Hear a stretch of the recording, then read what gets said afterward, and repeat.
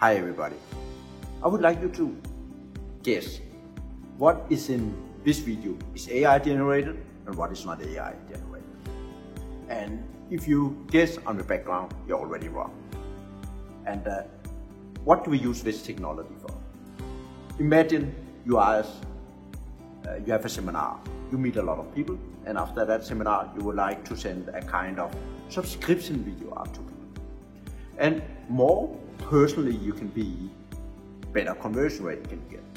So for example, 95% of the video will of course be standard because you talk about your new service. But 5% should be personally. For example, hello Peter, we met here at the event here last week. And more personally you are, like you say, better conversion rate you get. And it is actually what we want to use the technology for. To be personally. And all when we talk about FRAIA technology, all is about that. When we look at avatar, like right now, the digital avatar, it is actually one of it, but also listen to my voice, clone it, so you think it is you.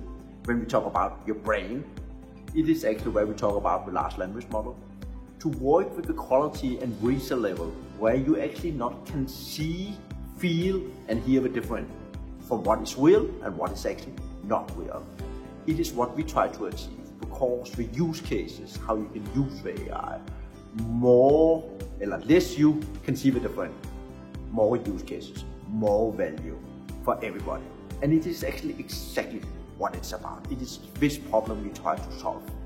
And I hope you can see it and understand it here after this video here, to get a pretty good idea about how to use this technology. And this is just one use case.